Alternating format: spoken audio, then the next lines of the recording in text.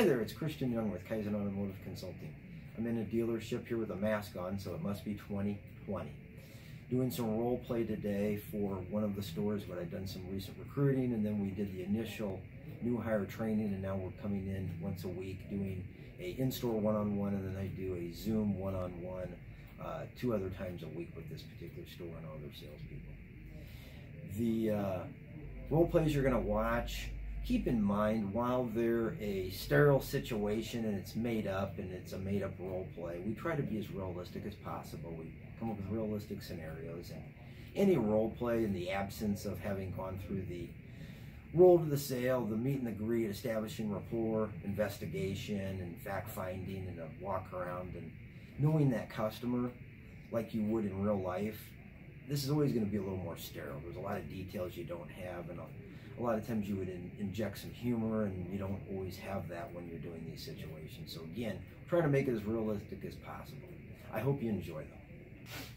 Okay, Bryce, great news. So I've got a terrific opportunity for you, but before I go through it with you, I just want to double check and make sure I'm not missing the obvious. So I know we've gone through and we've found a vehicle, you found this Escape that you like. I need to just double check. You do like the vehicle, don't you? Mm-hmm. Okay. Because again, there's no such thing as a good deal on the wrong car. So I just want to make sure that we're looking at the right vehicle. So again, I know it's obvious, but sometimes we get to this point and we find out that people don't really love the vehicle, and it's kind of silly for us to continue on if you don't really love it. Okay? Mm-hmm. All right, so let's walk through the figures. So here's the opportunity. So you can see here the original list was up in here right around close to 40. And then they've pre-discounted the vehicle $5,500, leaving us a sale price or a pre-discounted price of $33,975. Now the trade, they want to buy it, they like it a lot, they want to buy it for $8,000. That's the fair trade market value for the vehicle, leaving us a difference here of $25,975. We just need to collect the tax, the license, and the payoff, and a clear title. All I need for you to do is okay this for me right here, and then we'll get the car all cleaned up and ready to go. And I guess the only other question is, do you want to title this in your name, or is it going to be in somebody else's name as well? Yeah, I want more for the trade. Okay. Can't tell you that that's not the first time I've ever heard something like that. You're like a lot of people will hear that, would like more for the trade. If you don't mind me asking, what were you thinking for the trade? I mean, what was your thoughts? 10,000. Okay. And could I ask, how did you arrive at that figure? I just feel like it's in really good condition, and I've taken very good care of the vehicle. Okay. And you're right, you have. You should, I'm glad you did, because then we wouldn't, if it had not been in such good condition, we wouldn't be able to offer what we're offering. Let me show you, if I can, how we arrived at the fair market value for your vehicle, okay? So, are you familiar with the Mannheim Auto Auction? Mm-hmm. So the Mannheim Auto Auction is one of the major auto auctions throughout the United States. We actually will physically go to that auction. There's sometimes they have them in Chicago, St. Louis, I think Indianapolis, so the major metropolitan areas. Now we also have access to go to these auctions online.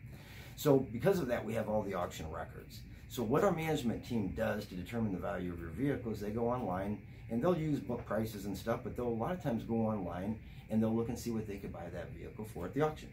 Right? They'd probably do the same thing if you had access to something like that, wouldn't you? Mm-hmm. So what they do is they go into the auction website and they enter in 3 things. So the first thing they enter in is the 17-digit VIN number, or vehicle identification number. You're familiar with that? It's on the window, it's on the driver's side, right underneath the window on the driver's side, and it's in the door jamb. Kind of, okay. The second thing they look at is the exact, or the input, is the exact miles, because obviously a fluctuation of 1,000 miles one way or another can make a difference. Then the last thing they look at is the condition. Now speaking of condition, on a scale of 1 to 10, with 10 being the highest, what would you rank your vehicle? 8. Oh really? That's what we ranked it at too.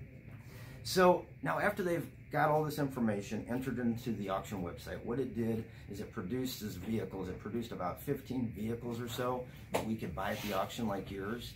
And what it came up with was an average price for a vehicle like yours with an 8 rating was actually $7,500. So it was actually $500 less than we're offering you. So unless I'm missing something, this is the fair market value for your vehicle. Now, earlier we both had said that you had mentioned that you love the vehicle. Crazy idea, but why don't we just put all the shopping behind you and get you out of here so you can start enjoying the car. Do you guys want a pop water, coffee, while we do the rest of the paperwork? Okay. Okay, so I'll have you go ahead and sign here, and then we'll go ahead and get you going. All right, good. So we've closed that one. Now, let's go through another scenario. So let's say that we get to this point here, and you tell me that you give me the 2,000. So I could have went a different route. Okay, so when you gave me the figure, I could have done this, and this is called the relative to value close. So hit me with so hit me with, in fact, just hit me with, I want more for the trade. I want more for the trade. Okay, so what were you thinking? 10,000. And if you don't mind me asking, how did you arrive at that price? I took great care of the vehicle. And you did, and we appreciate that, because obviously that's one of the reasons we want to step up and purchase the vehicle. Now, I get that you want to get $10,000 for it, and based on my management team's research, the fair market value for the vehicle is actually $8,000. So you're asking for another $2,000 or another 25% more than the fair market value of that vehicle. So that could be a little problematic based on my management team's research.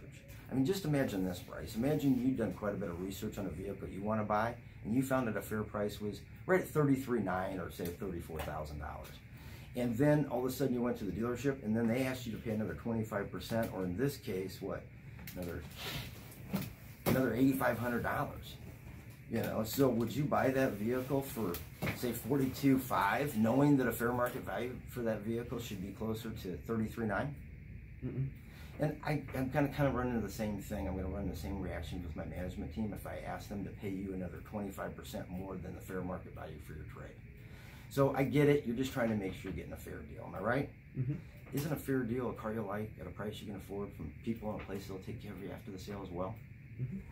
Let's put all this shit behind you, get you out of here. Do you guys want to title it and then in Bryce, his name only, or are you going to put your wife on it?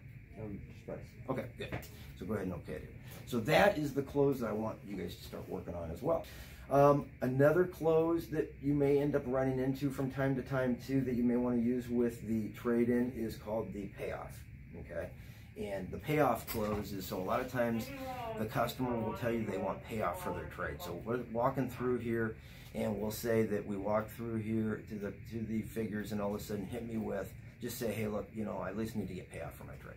Okay, I need to at least get payoff for my trade.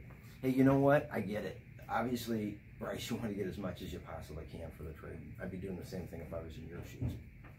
You know, I've been doing this for a while, and I've actually met quite a few guests like you that were thinking on the same lines until they learned that the fair market value for their trade and the payoff, while they're kind of related, they're not really connected like you might think. Let me show you a couple examples to illustrate, okay?